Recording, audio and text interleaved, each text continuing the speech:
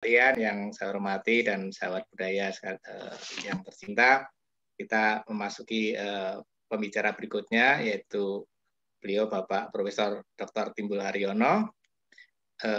Yang kedua ini akan menyampaikan hal tentang sumber dan bangunan narasi wayang Gajah Mada.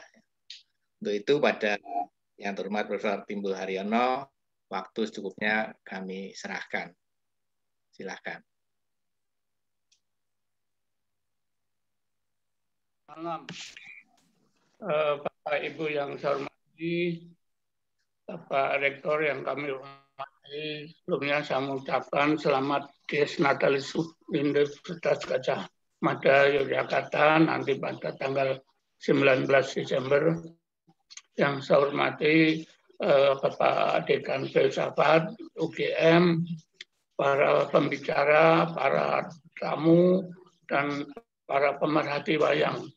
Yang pertama sekali, saya boleh cerita flashback sebentar saja. Saya sebenarnya salah satu makhluk pecinta wayang, yaitu saya mendalang pertama kali tahun 64 di daerah Jawa Timur, kemudian mendalang juga di kampus UGM, sudah 3 kali, 4 kali, kemudian mendalang terakhir di Washington ketika saya belajar di sana. Oleh karena itu saya sebagai pencinta wayang sangat hormat kepada wayang itu, dalam arti ikut melestarikan dan memelihara dan memanfaatkan. Ya, boleh kita mulai dengan tayangan screen-nya ya. Silakan. Boleh screen? Belum. Sudah. Ya, belum kelihatan nih. Oke. Silakan. Ya. Ya.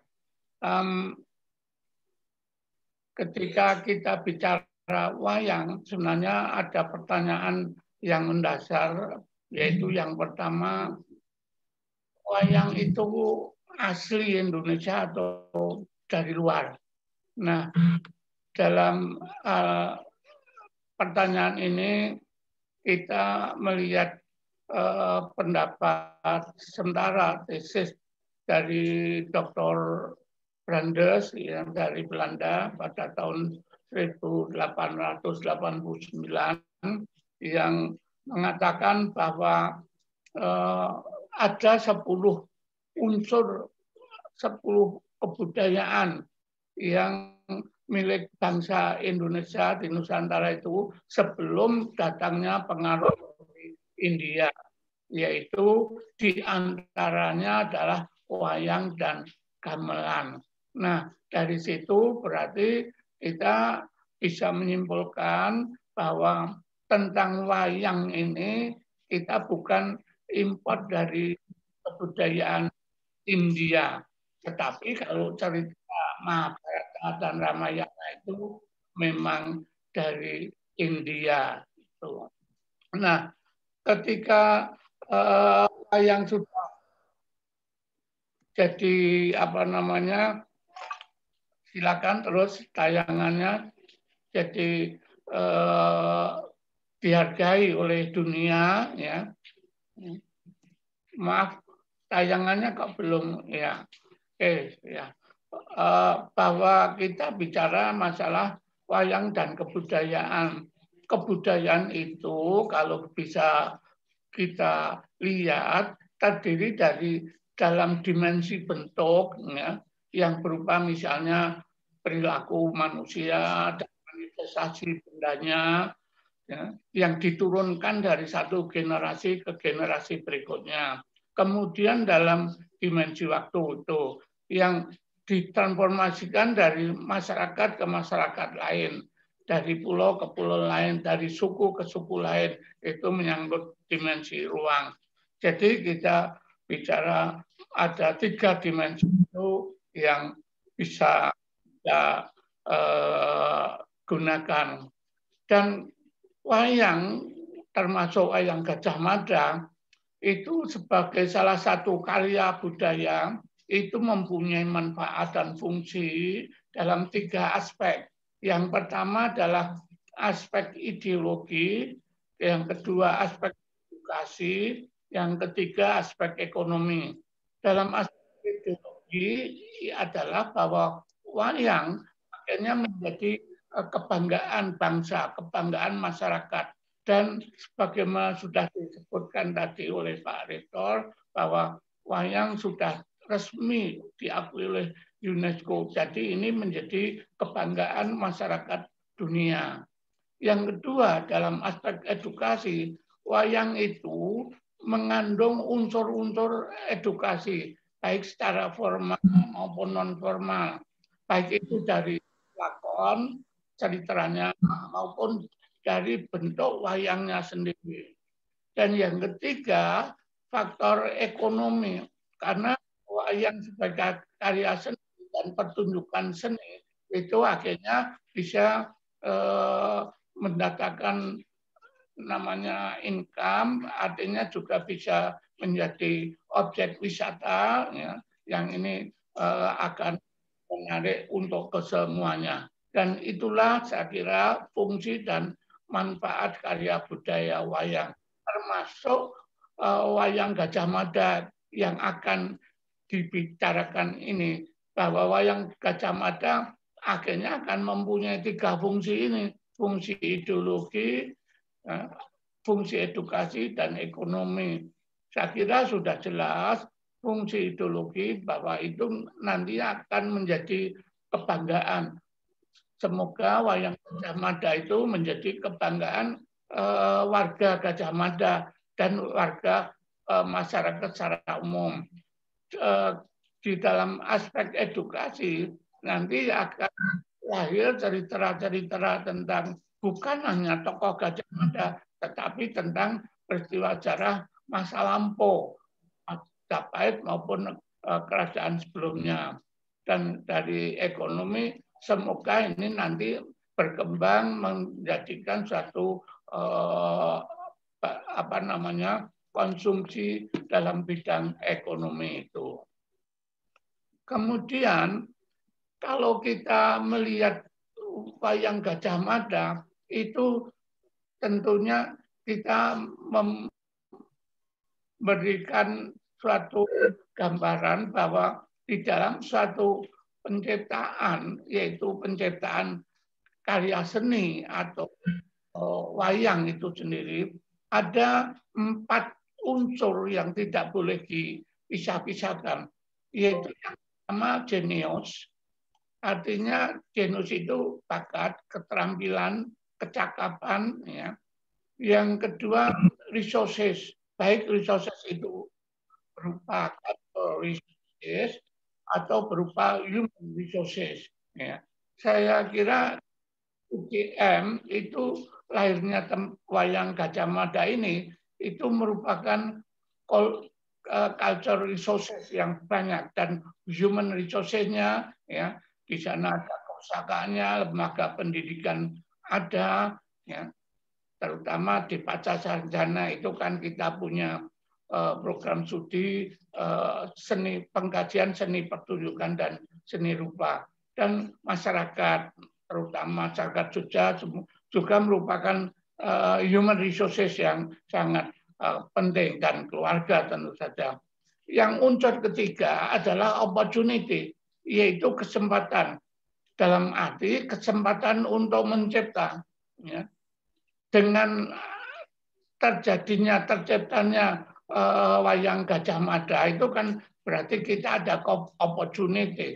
Opportunity-nya yang jelas karena kita sendiri kampusnya perguruan tinggi itu Universitas Gajah Mada mempunyai kesempatan untuk menciptakan wayang yang kita namai wayang Gajah Mada gitu. Toh nama universitas kita kan diambil dari tokoh Gajah Mada.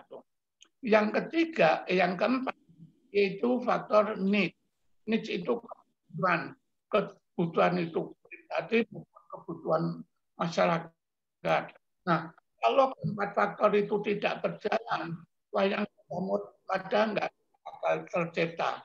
Jenius sangat jelas sekali bahwa seniman yang menciptakan wayang Gajah Mada ini salah satunya dari pembicara kita, Dara Rudi ini, memiliki keterampilan ya, dan kecakapan untuk menciptakan wayang Gajah Mada.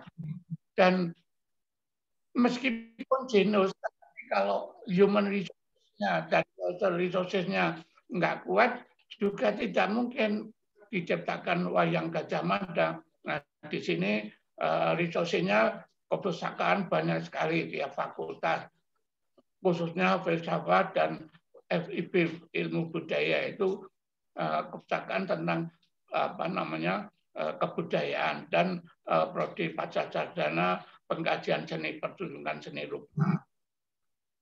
Kemudian opportunity itu kesempatan untuk mencipta. Kita punya kesempatan, punya waktu untuk mencipta. Ketika lebih-lebih kondisi seperti ini, pandemi, ya, bahwa kita harus bisa tidak hanya menyerah pada suatu keadaan kita tidak boleh kemana-mana, tetapi kita bisa memutar otak, ya, bagaimana kita bisa mempunyai kesempatan untuk mencipta itu. Nah, namun demikian, genius, human resources, dan opportunity itu ada, tetapi need-nya tidak ada, juga tidak bisa tercipta. Yaitu need itu kebutuhan pribadi, kebutuhan kita, kebutuhan bersama masyarakat. Itu saling berkaitan masing-masing. Ya, seperti di dalam skema ini bahwa pencipta itu sebenarnya dikelilingi oleh 4 faktor ini: genius, resources, need, dan opportunity.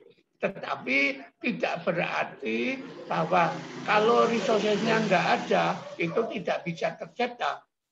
Bisa saja asal mempunyai need yang tinggi, kebutuhan yang tinggi, toh nanti dari sumber-sumber lain bisa. Yang berikutnya adalah bahwa di dalam penciptaan, ya, di dalam istilahnya teori-teori kreativitas, ya, karena mencipta itu berkreasi, maka ada 4 faktor, ada 4P istilahnya, ya, yaitu apa? Persons, yaitu pribadi si seniman. Yang kedua, press, yaitu faktor pendorong dari dalam maupun dari luar. Yang ketiga, proses, yaitu langkah-langkah di dalam berkreasi. Produk itu hasil kreativitasnya itu. Nah, dalam hal ini, wayang Gajah Mada itu telah melewati proses-proses di dalam aspek ini, 4 kreativitas ini, 4P ini. Personnya ada senimannya, ya, dan seniman akademis banyak juga. Ya. Kemudian ada faktor pendorong dari dalam adalah kebutuhan kita. Kenapa kita universitas besar ini tidak menghasilkan satu karya seni tersendiri gitu? Karena Universitas Gajah Mada kan dikenal sebagai universitas kebudayaan. Jadi ada faktor pendorong. Ya. Kemudian ada proses. Nah, setelah didorong oleh situasi itu, maka proses-proses selanjutnya akan mengikuti bagaimana langkah-langkah di dalam berkreasi dan sebagainya. Akhirnya lahirlah produk. Jadi teori 4P, person, price, proses, produk inilah yang membawa salah satunya kepada terciptanya kreasi wayang Gajah Mada. Nah, sebagaimana kita lihat di sini, ya, proses, person, produk, ya, creativity, press dan sebagainya itu menjadi unsur-unsur di dalam apa namanya, di dalam kreativitas penciptaan wayang Gajah Mada. Ini satu sama lain saling berhubungan. Dan kemudian kita harus mengetahui, memahami bahwa wayang yang tadinya semula dari wayang kulit purwo dan perkembangan sebelumnya nanti itu merupakan cultural heritage sebagai warisan budaya dan juga merupakan cultural resources, sumber daya budaya. Nah, seni, ya, termasuk seni pertunjukan wayang harus dianggap sebagai warisan budaya. Dan itu sudah jelas, itu merupakan warisan budaya nenek moyang. Dan sumber daya budaya yang perlu dilestarikan, dikembangkan, dan dimanfaatkan. Ya. Pemanfaatannya harus berorientasi pada pelestarian. Ya. Pelestarian sendiri tidak berarti statis, harus hanya itu saja, tetapi perlu dikembangkan dan perlu diketahui bahwa kebudayaan itu dinamis, berkembang. Demikian juga kesenian berkembang, demikian juga wayang itu berkembang, sebagaimana tadi sudah disebutkan oleh Pak Doni Surya Mugananda, ya, pembicara sebelumnya. Nah, dan pengembangannya pun harus tidak meninggalkan atribut-atribut kuat tentang seni wayang itu sendiri. Nanti akan kita lihat. Jadi wayang Gajah Mada itu nantinya kita harus bisa melestarikan, ya, sesudah tercipta, ya, kita lestarikan supaya nanti di waktu-waktu yang akan datang itu bermanfaat, ya. Kita kembangkan. Sekarang mungkin wayangnya masih terbatas jumlahnya, tokohnya masih terbatas. Nanti kita kembangkan hari demi hari, selanjutnya akan dimanfaatkan. 3 hal ini, pelestarian, pengembangan, pemanfaatan, memang sudah diamanatkan oleh undang-undang kita, yaitu Undang-Undang Pemajuan Kebudayaan itu sendiri. Jadi untuk apa dilestarikan kalau tidak boleh dimanfaatkan? Ya. Pemanfaatannya pun harus mengikuti perkembangan dari masyarakat sendiri, ya, sebagai satu individu atau kolektif yang merupakan agen pengembangan itu. Ini nanti terus berlangsung terus, pelestarian terus pengembangan. Pengembangan wujud itu ada wayang Gajah Mada terus dimanfaatkan. Dimanfaatkan nanti di masyarakat akan semakin berkembang. Kita lestarikan terus, kita kembangkan terus, manfaat. Begitulah kita kira-kira selanjutnya. Dan mengapa seni itu penting?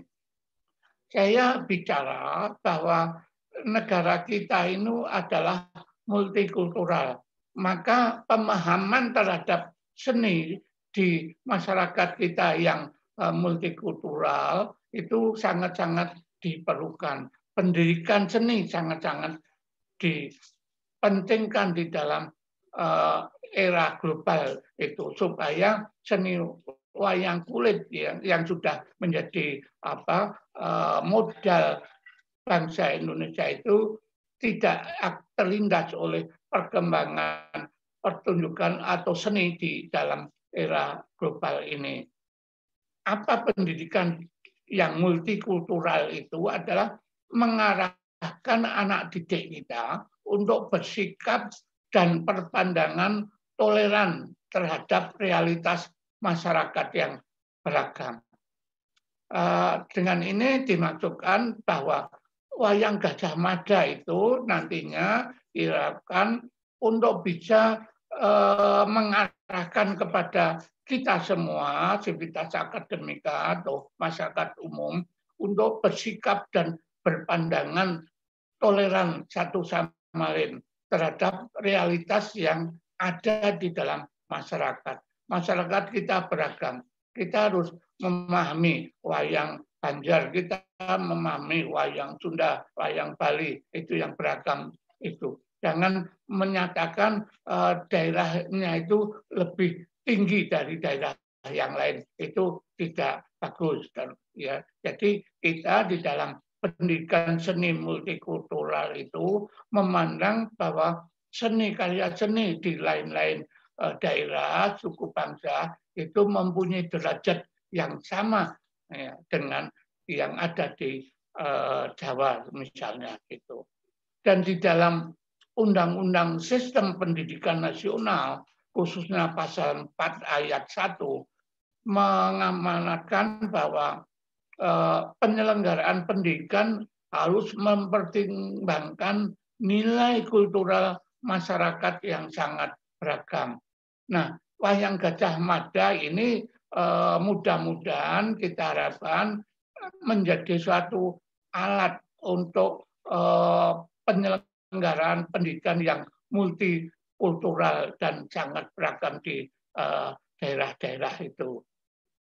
Bapak Ibu yang saya hormati, tentang pendidikan seni itu, ya, bahwa tadi saya katakan pendidikan seni itu seharusnya memiliki esensi multikultural. Jangan hanya mengedepankan sektor ego sektoral, jangan hanya wayang sini. Sekarang saya sangat bergembira bahwa di masing-masing universitas tambahnya berusaha menciptakan wayang seni, wayang sendiri, termasuk UGM wayang Gajah Mada, di Universitas Airlangga nanti wayang Airlangga. Ya. Dengan demikian sekaligus kita untuk menggali, mengingatkan tentang identitas budaya masa Lampung. Pendidikan seni adalah pendidikan yang humanistik, yang di dalamnya ada konsep yang kita katakan memahami diri melalui memahami yang lain. Jadi kalau kita ingin memahami diri kita, pahamilah diri yang orang lain gitu, supaya kita dan orang lain itu menjadi satu, menjadi berkeluarga, bergotong royong, bersatu dan sebagainya. Ibu dan Bapak yang saya hormati, pendidikan seni ya, itu mengandung konsep pendidikan budi pekerti, mengandung adab, unsur-unsur adab, sopan santun, dan unggah-ungguh. Ya. Dalam pendidikan budi pekerti, nanti kita bisa sampaikan melalui cerita-cerita, melalui lakon-lakonnya, melalui watak kepribadian masing-masing tokoh. Sebagaimana wayang Purwa, wayang Mahabharata, itu di dalam lingkungan masyarakat sudah menjadi satu bahan sebagai pendidikan budi pekerti. Ya. Karena kita tentu saja di dunia kita realitas ada hal yang buruk dan hal yang baik. Yang baik itu selalu ada pada contohnya wayang Purwa itu dalam Pandawa dan sebagainya. Ya. Dan sebagai adab atau sopan santun pun demikian juga. Karena menyaksikan pertunjukan wayang itu pun tentu para penonton itu akan duduk dengan sopan dan saling menghormati satu dengan yang lain penonton dan ada unggah-ungguhnya gitu. Nah, pendidikan seni juga dapat mengolah kekuatan manusia selengkapnya, yaitu dalam hal cipta, rasa, dan karsa. Nah, dengan demikian pendidikan seni memang menjadi sangat penting. Pendidikan kesenian menjadi sangat penting karena sebagaimana pernah dinyatakan oleh tokoh pendidikan kita Ki Nayono ya, bahwa pendidikan kesenian adalah salah satu segi usaha pendidikan yang bermaksud mendidik dan memberi kesempatan kepada sang anak untuk mengembangkan rasa keindahannya sesuai dengan bakatnya serta selaras dengan laku kodrat hidupnya agar ia dapat tumbuh sebagai manusia estetis yang aktif, kreatif, dan berpribadi. Itulah pentingnya pendidikan kesenian di dalam masyarakat kita. Lebih-lebih ini kita sampaikan melalui pendidikan di dalam kampus kita, Universitas Gadjah Mada. Nah, kembali kita melihat satu sumber-sumber yang tadi kita sebutkan, bahwa wayang itu yang pertama sebelum masa India Kebdan Indah datang, itu kita belum tahu bentuknya seperti apa. Tapi ketika Kebdan India datang, kita lihat ada contoh wayang yang berupa relief pada batu, ya, yang wayang batu mungkin. Ini mesti ada, sudah ada masa-masa prasejarah. Di sini misalnya dengan wayang dari Mahabharata itu, ya, dan wayang dari agama yang lain, agama Buddha juga ada. Ya, kita lihat di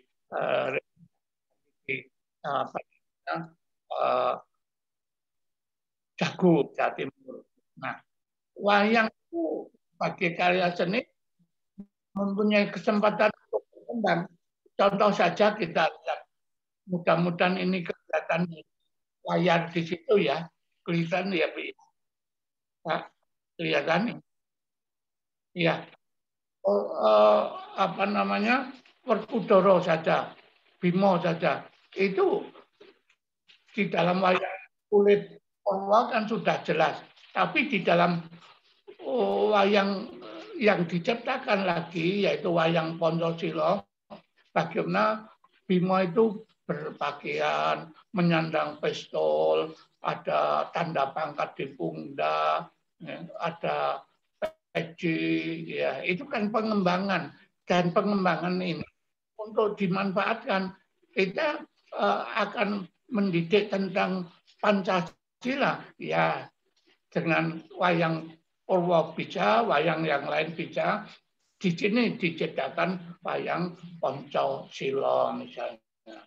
Kemudian pada Jawa Timur dan seterusnya itu ada wayang gedok, tadi sudah disampaikan oleh pembicara sebelumnya, itu bagaimana menggambarkan tokoh Minak Jinggo, ya, di dalam wayang gedok. Nah, seperti halnya juga pada masa-masa kemudian wayang Duporo yang tadi sudah sebut, bagaimana tokoh Haryo Penangsang itu digambarkan. Nah, terutama sekali bahwa ternyata kalau kita amati baik wayang Pancasila, wayang Duporo, wayang gedok dan lain-lain, itu tetap atribut kuatnya pada wayang kulit Purwo Mahabharata itu, yaitu tangan yang panjang, ya, dan seterusnya itu. Bapak Ibu yang hormati, di dalam wayang ada suatu khusus lagi, boneka khusus yang disebut kayon, yang disebut gunungan kalau. Nah, nanti wayang Gajah Mada mudah-mudahan mencipta juga gunungan yang khusus, karena gunungan itu mempunyai filosofis yang tinggi sebagai aksesnya dunia.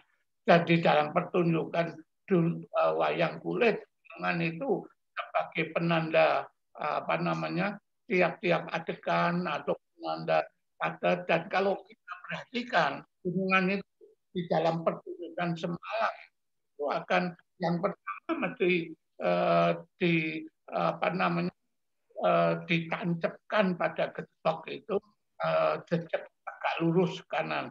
Kemudian pada bagian sore hari itu miring ke kanan.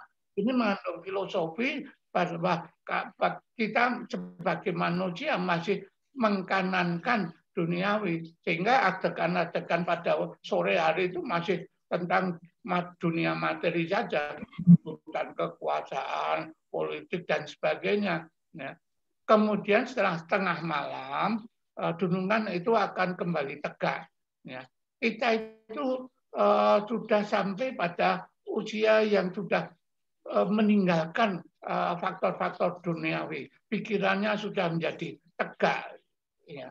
Nah, yang terakhir nanti gunungan itu jadi makna simbolisnya itu berarti kita sudah mengkirikan keduniawian yang akhirnya pada pertunjukan tancap kayon sama halnya ketika kita lahir di dunia itu selesai nantinya ya ada menjemput itu ya itu secara filosofis dan untuk gunungan itu juga bisa diciptakan macam-macam seperti misalnya contoh ini di dalam wayang sadar gunungan ya, yang biasanya itu unsurnya alas-alasan pohon binatang ini dengan huruf-huruf Arab nanti laba-laba huruf Arab dalam di bagian bawah yang di sana itu gapuran atau perumbangan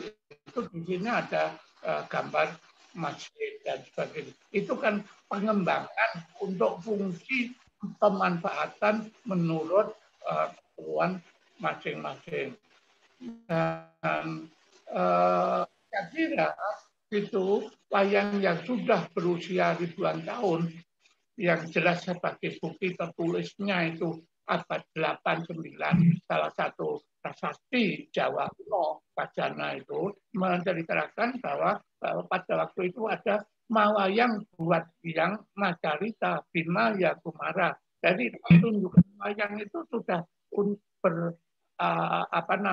sudah ada untuk buat yang pertunjukan untuk doa untuk pemujaan arwah nenek moyang dan ceritanya Bima Kumara Bima tidak mudah. Jadi tokoh Bima itu sudah terkenal.